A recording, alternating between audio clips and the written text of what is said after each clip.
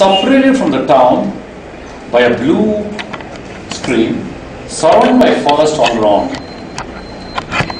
People who had to come to the village had to take the boat, the only modes of transport, and walk 2 miles to reach the village. The boat would go to the village and town once a day to carry goods and services. Very few people from the village ventured to the town. And those who had to seek the permission of the elders in the village to go to the town. The village was free of vices.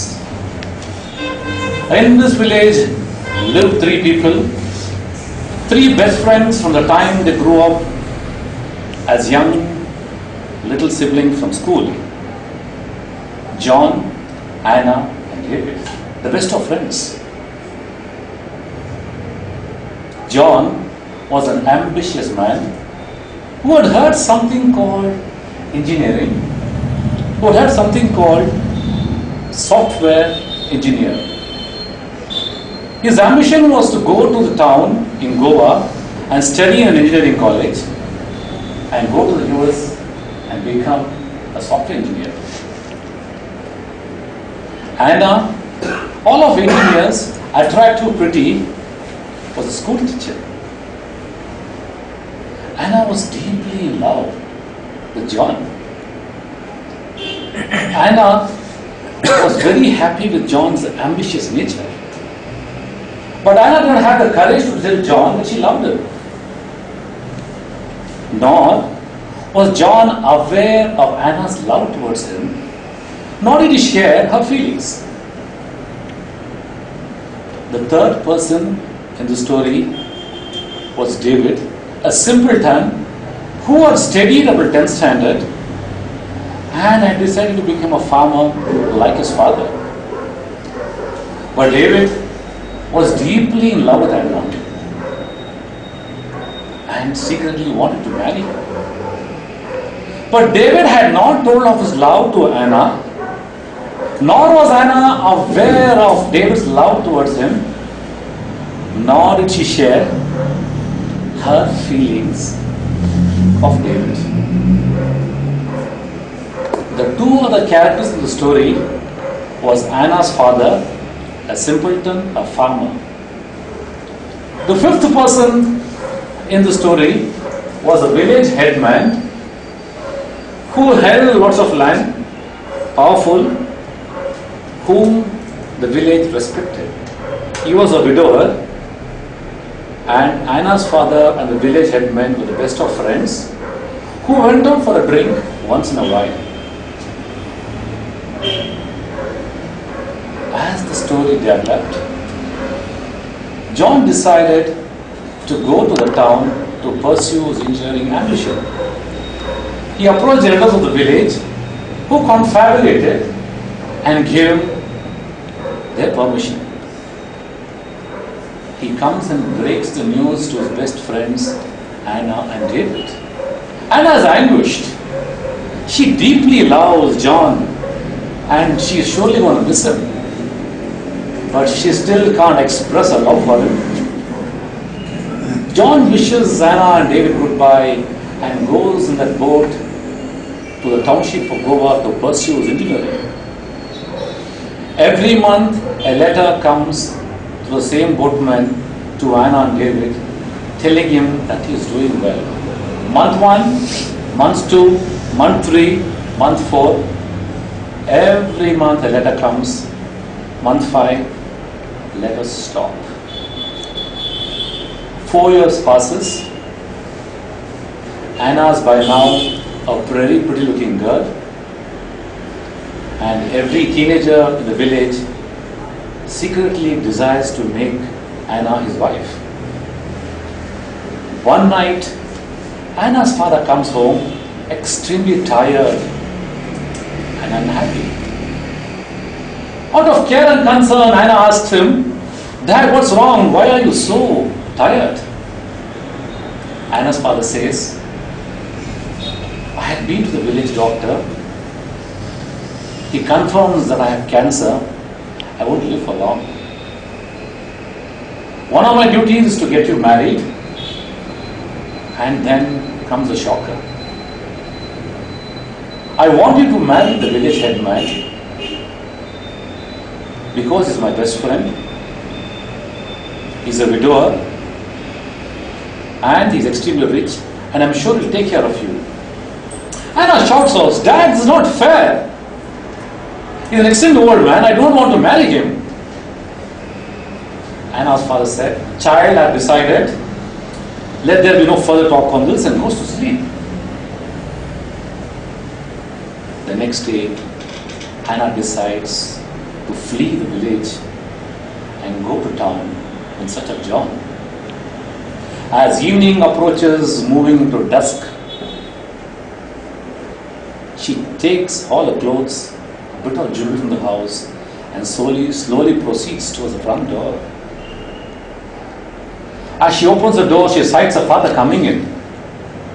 In haste and panic, she drops the clothing, bag and the jewelry and flees to the back door, runs to the 2-mile village and comes to the edge of the stream where she sights the boatman returning home from his journey.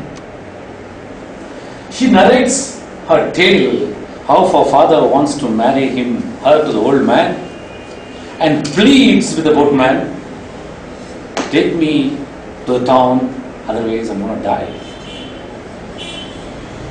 The boatman is overcome with pity and says, Anna, I will take you to the village, but on one condition. For the last 1 week, the boatman has had no business. People have hardly travelled, nor has been goods coming in, and his family is starving.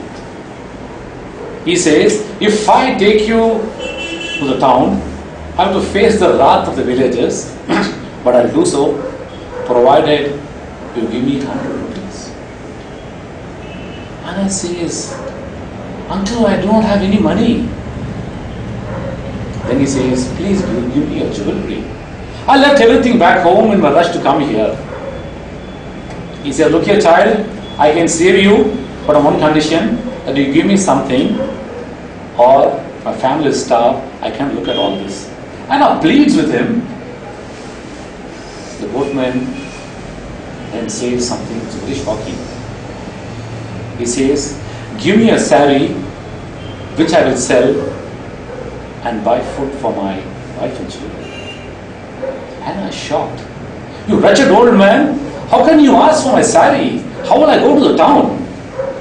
Look here child, I'm not interested in all this. My family is starving, my priorities are more. Give me a sari or get out of my boat. Cursing the wretched old man, Anna climbs out of the boat and heads back into the forest. There, as she walks into the forest, she sights a saint in a saffron clothing. Goes and falls at his feet and asks for a solution to the problem. Like all saints in life who give conflicting solutions to all your problems, the saint says, child, I have 3 solutions to your problem. Solution number 1, do as the boatman says.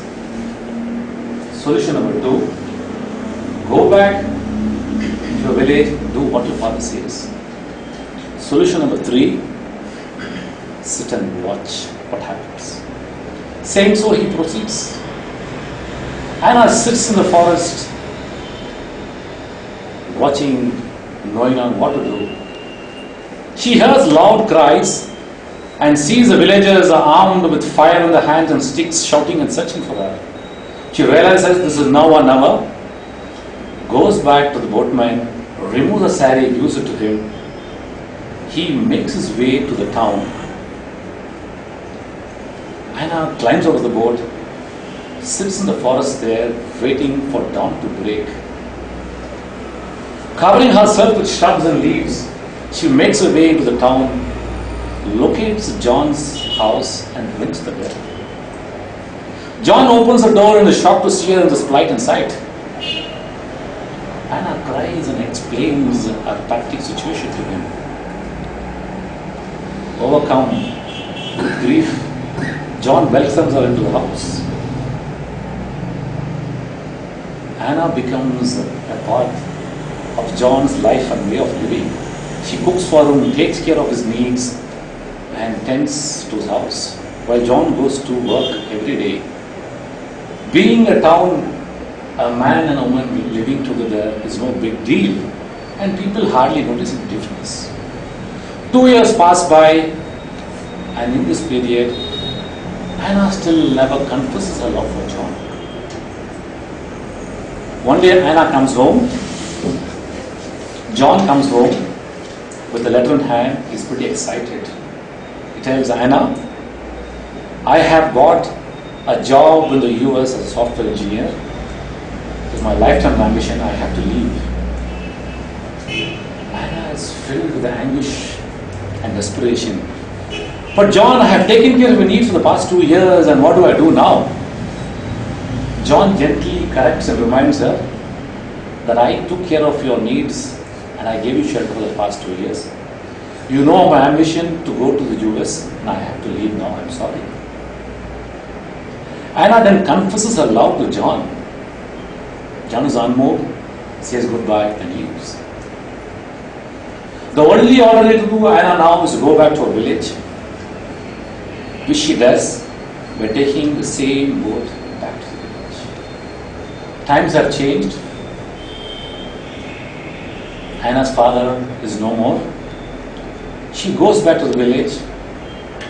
There she meets David. David is excited and happy to meet her and welcomes her with open arms. David takes care of her needs and looks after her well. Few months pass by. One day David comes home and tells Anna, I've been deeply in love with you for all these years. I didn't have the courage to tell you. Will you marry me? Anna, will you marry me? Anna looks at him and thinks, here was me in love with John all these years, where he never reciprocated my feelings. And here is David, a man who's true to his feelings and he loves me a lot. She goes on to explain the story of her living with John for 2 years and says, David, I will marry you. David is shocked. In the village that he lives, a man and a woman live together only if they are married. If not, they are not. He looks at Anna and says, Anna, I cannot marry you. You are second hand. The story ends here, Toastmasters. Give me a round of applause.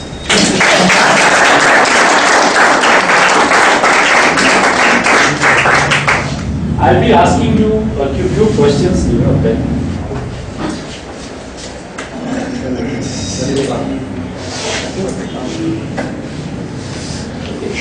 Who are the? Give me the main characters of the story.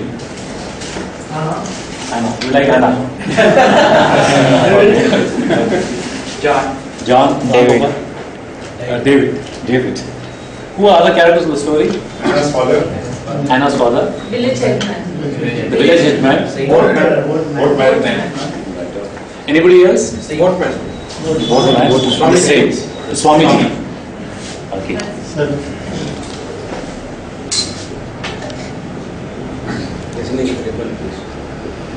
John. What is the meeting number?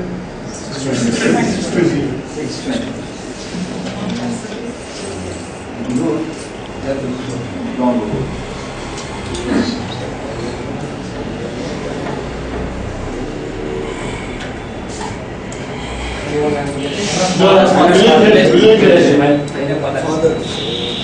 Anna's father and village.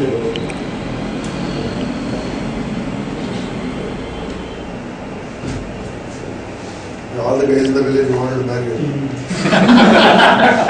That's why Santosh name.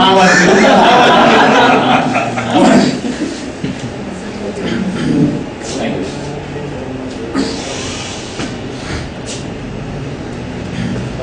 I will pose a question to you. Do you think John was right in refusing to marry Anna and sending her out of the house? Anybody? Yeah? He's right. Why? He didn't call her there. She came on her own. So, but he didn't leave her till he ensured that he was taken care of for the 2 years. So when he had to pursue his dreams, he has to go. So even then he made his intentions clear. And never he, misbehaved with her or tried to take advantage of her. So he is right in pursuing his dreams. Super. Give him a round of applause. Do you think John was wrong in sending Anna back after living with her for 2 years, where people could have thought of so many things? Yes, Vinod. Well, I think John was wrong.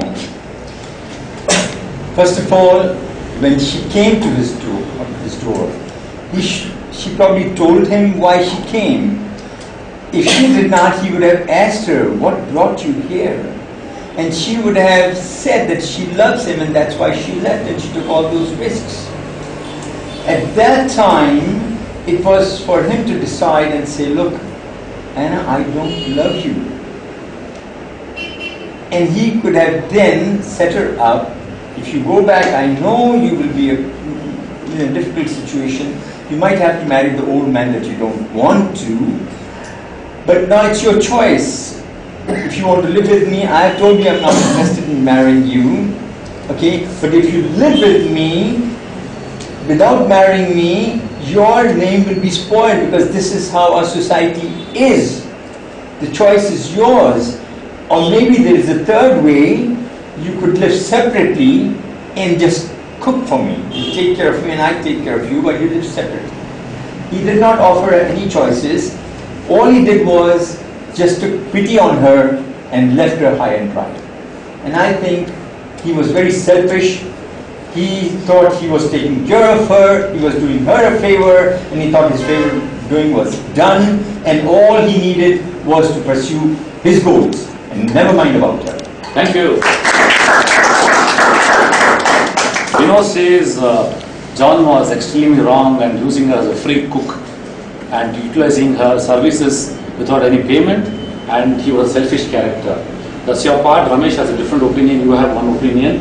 How many of you think what the boatman did was wrong? Everybody thinks the boatman was right? He's wrong. Yes. I say so. The same way he did wrong. Why is he wrong? Because as a human being, somebody is in trouble. So, as per my opinion, he has to help her to get to town. In that way, I think he's wrong. Even he's facing some problem for his family, or anything to do, but till he as a human being, he has to help her to get his to do something for her. Yeah, okay. The guest here says what the boatman did was extremely wrong. Thank you, sir. He says you should have the values of being a human being and you should have taken care of her. And what about the fact that the family would have been starving, that all the family starves and dies, and there was one last opportunity for him to get some money out of this boat ride? How many of you think the boatman was right in what he did? Mr. Ramgopal. See, when he and his family is starving, people will go to any extent to do anything. So he only asked her to part with her sari, and I think he is absolutely right in taking the sari and selling it and feeding himself and his family. Ramgopal feels family comes first, damn the others, and that's what the boatman did. And in fact, the boatman only was asked for the sari. He didn't aspire any any fixation on a carrot, not to do anything. So in a day he says the boatman is damn well right in what he did. I have fulfilled my needs, damn yours.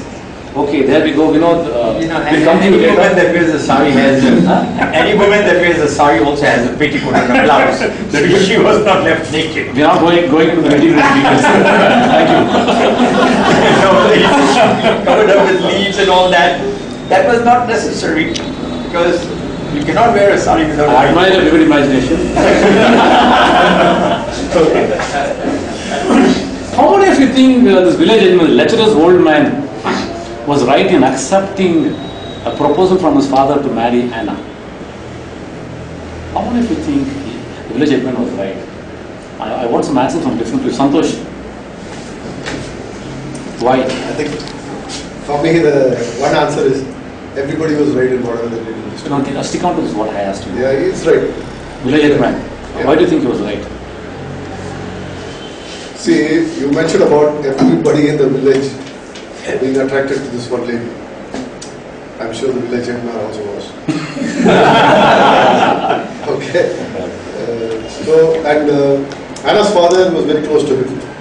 So Anna's father is telling him about his problems, and then now he has his cancer, and then he knows he's going to die, and he wants someone to take care of his daughter, and he knows he's the one man who can give her a good life. He's got the money, and so he proposes to him, and he accepts it. Yeah, this is what Santosh shares that as parents what we think. If we look at someone who is wealthy, who is rich, who is well settled in life, which we are all not when we are growing, and immediately got married. As a father, he thought, this man has all the attributes, damn he's little old, how does it matter? Maybe he's more mature to look after my daughter, so let the village headman marry. How many of you think the village headman was wrong in accepting?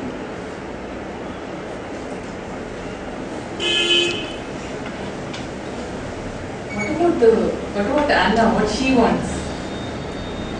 So obviously the village headman was. I mean, nobody consulted her. The father and the village headman have gone ahead and decided for the sake of the girl. Someone should have asked her, do you want it or not? And so I think the village headman was wrong. Okay, how can he assume that at his age he can marry someone so young? Yes, Mridani has a point. The village headman is the headman of the village. He could have taken and proposed some other young man's name instead of taking on to himself. Our point is, why was Anna's opinion not taken?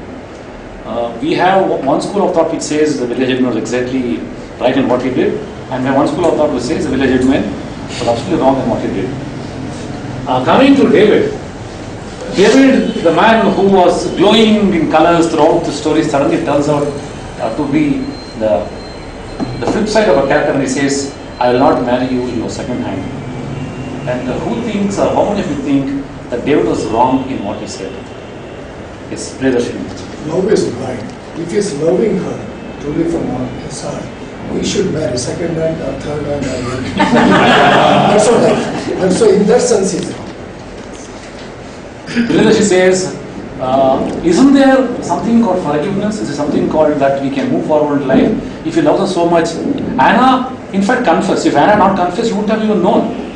Because Anna confessed, now David says no. So David should have looked into his 10 or 7, 8 years of love for Anna and married her. That is Priyadarshini's opinion. And why do you think David was right in what he said that he didn't want to separate the love man? See, David is just being true to himself. He cannot accept, it is very clear in his mind, he cannot accept a lady who has stayed with someone, whether she has confessed or not confessed.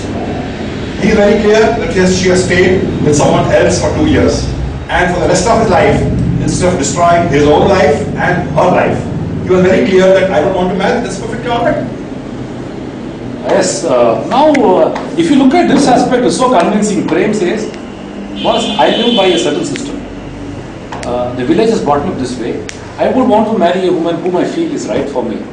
If I had known this before or later, I may have removed away from the marriage. I moved from the marriage. Better I knew it now, and I stayed from this marriage, and I took the right decision.